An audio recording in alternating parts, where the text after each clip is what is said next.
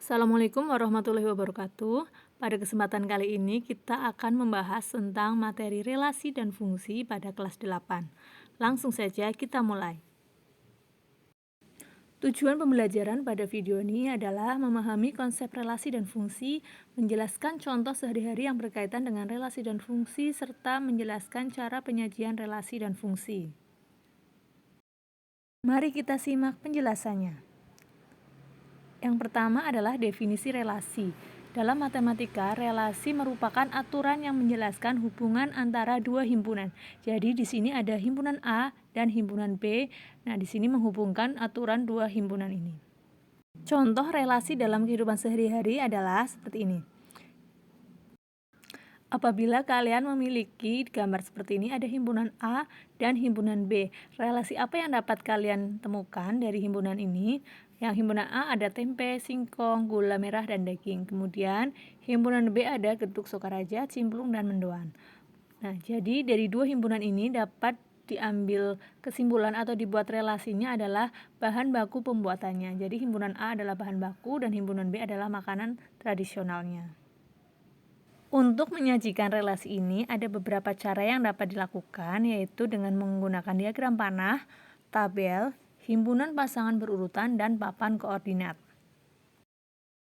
Jadi, misalkan diketahui himpunan A dan himpunan B seperti pada gambar, di mana himpunan A memiliki anggota Andi, Bayu, Cinta, Devi, dan Eli.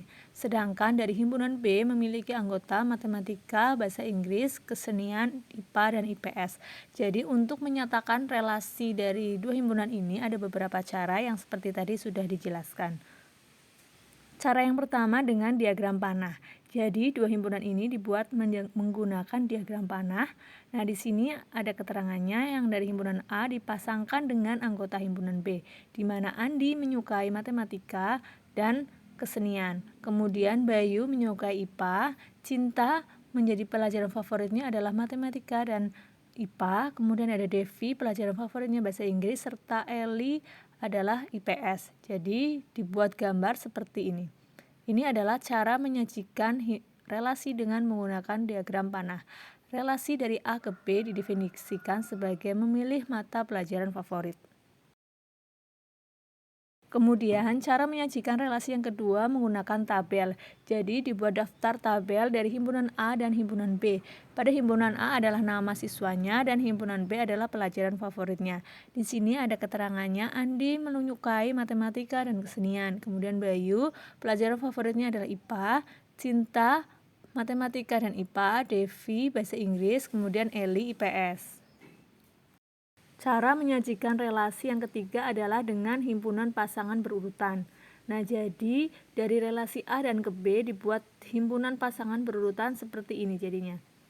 R, relasi A ke B ada Andi matematika, Andi kesenian, Bayu IPA, Cinta matematika, Cinta IPA, Devi bahasa Inggris, Eli dan IPS. Untuk menyatakan dalam himpunan pasangan berurutan, jangan lupa diawali dengan tanda kurung kurawal. Penyajian relasi yang selanjutnya adalah pemaparan koordinat kartesius atau diagram kartesius. Dengan membuat sumbu vertikal dan horizontal, kita dapat memberikan label dan memaparkan relasi dalam bentuk koordinat. Di sini untuk sumbu X adalah nama siswanya dan sumbu Y adalah pelajarannya. Kemudian dihubungkan sesuai dengan keterangan atau relasi yang ada. Jadinya seperti ini.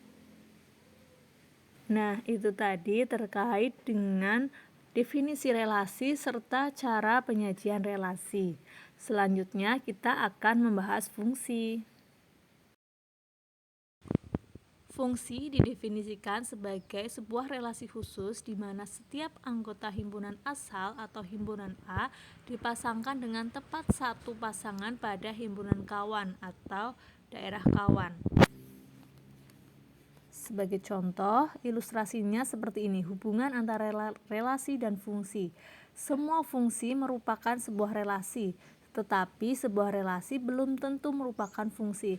Karena tadi ada beberapa syarat sebuah relasi itu menjadi bisa dikatakan fungsi. Yang pertama, setiap anggota himpunan A harus memiliki pasangan tepat satu dengan himpunan B atau daerah kawan.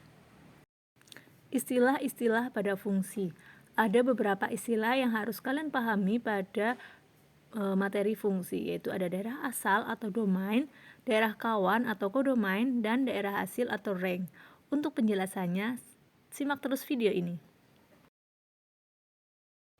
Yang pertama ada domain. Domain atau daerah asal adalah semua anggota dari himpunan asal. Pada gambar di samping, atau pada gambar yang bisa kalian lihat, domainnya adalah anggota himpunan A. Ada A, B, dan C.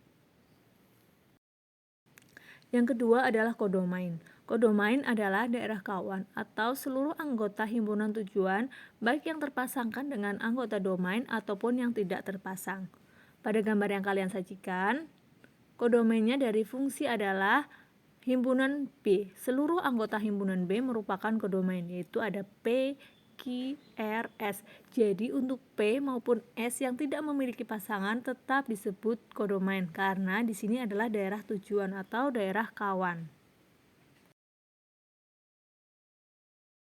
Yang ketiga adalah rank atau daerah hasil. Daerah hasil atau rank adalah seluruh anggota himpunan tujuan yang terpasangkan dengan anggota domain. Dari gambar yang ada, ranknya adalah hanya Q dan R, karena Q dan R ini adalah anggota himpunan B yang memiliki pasangan. Jadi, perlu digarisbawahi, rank adalah anggota himpunan tujuan yang memiliki pasangan. Demikian tadi penjelasan singkat tentang materi relasi dan fungsi. Jadi, dapat diambil kesimpulan atau dirangkum bahwa relasi adalah aturan yang memasangkan dua himpunan.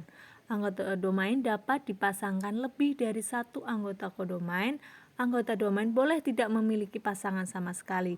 Nah, di sini diingat untuk relasi, anggota domainnya boleh memiliki pasangan lebih dari satu ataupun tidak memiliki pasangan. Sedangkan pada fungsi, definisinya adalah sebuah relasi khusus di mana setiap anggota domain harus memiliki pasangan dan pasangannya tidak boleh lebih dari satu. Jadi yang perlu digarisbawahi dari fungsi adalah anggota domain atau anggota daerah asal harus memiliki pasangan dan pasangannya hanya satu. Demikian penjelasan saya terkait materi relasi dan fungsi. Mohon maaf apabila ada kekurangan ataupun ada yang tidak sesuai, bisa kasih di kolom komentar ya. Terima kasih, sampai ketemu di video selanjutnya.